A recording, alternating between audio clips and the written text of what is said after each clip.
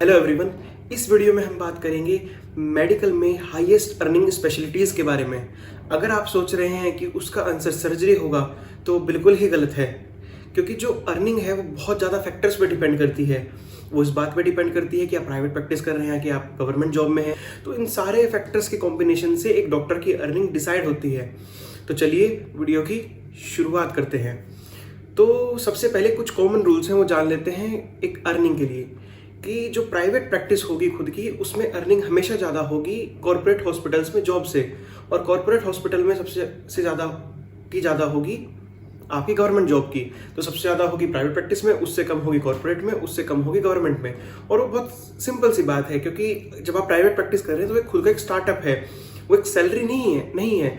तो हो सकता है शुरू में आपके 6 महीने आपको स्ट्रगल फेस करना पड़े, लेकिन अगर आपकी प्रैक्टिस बहुत अच्छी चल रही है तो इररिस्पेक्टिव ऑफ ये कि आप सर्जन हैं, आप ऑप्थेल्मोलॉजिस्ट हैं, आप रेडियोलॉजिस्ट हैं, कुछ भी हैं, अगर आपका खुद का सेटअप है तो आपकी अर्निंग ज़्यादा ही होगी। फिर आता है दूसरा रूल। ये कहता है कि जो क्लिनिकल ब्रांचेस हैं या फिर पैरा क्लिनिकल है जिसमें डायग्नोसिस होता है, जैसे रेडियो हो गया या फिर पैथो हो गया, इनकी अर्निंग हमेशा ही ज़्यादा होगी नॉन क्लिनिकल से। और वो लॉजिकल भी है, क्योंकि नॉन क्लिनिकल में 99% सिर्फ आप जॉब ही कर सकते हैं। अपना ओपीडी या कॉर्पोरेट में जो आपको जॉब मिलती है वो पैरा क्लिनिकल में मिलती है या फिर क्लिनिकल ब्रांचेस में मिलती है।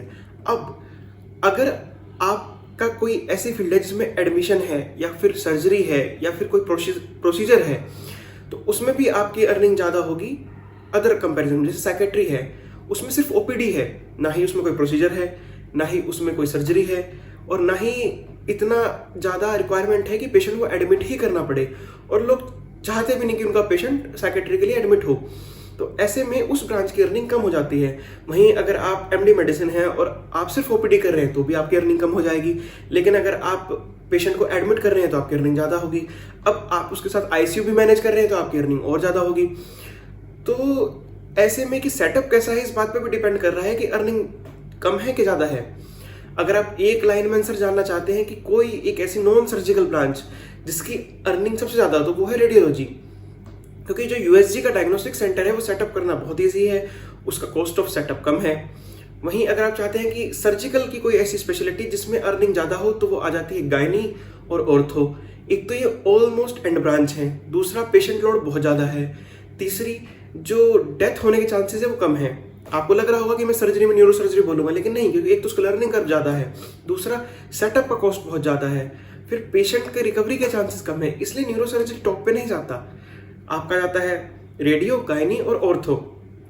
अब ये भी मान लीजिए यही ब्रांच है, मान लीजिए रेडियो ही है।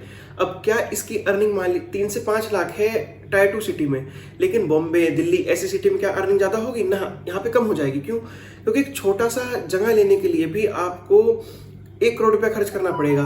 फिर उसका खर्चा किसका? मशीन का, तो वो ऑलमोस्ट 1.5 करोड़ बैठ जाता है। तो ऐसे में सब जॉब करना प्रेफर करते हैं।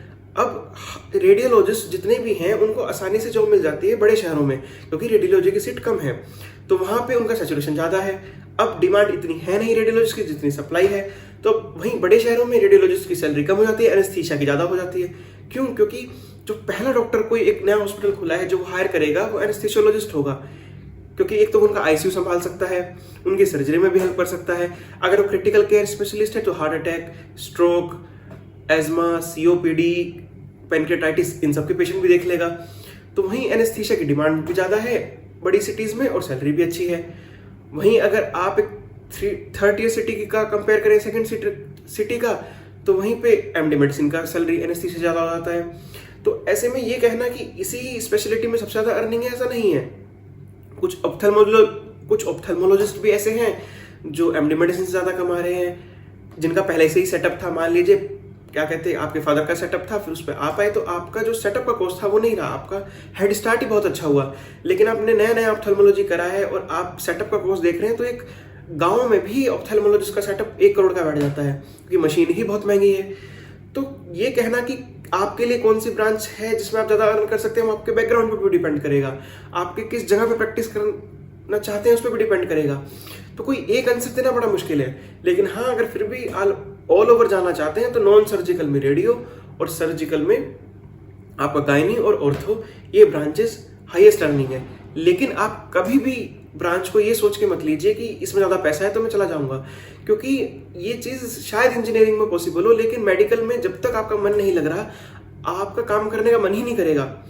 अगर किसी का सर्जरी में मन नहीं लगता, वो चाह के भी सर्जरी नहीं कर पाता, एक टाइम के बाद वो फिर ओपीडी पे आ जाता है या प्रोसीजर पे आ जाता है, क्योंकि ये ऐसी फील्ड है जो मन मार के काम नहीं हो सकता।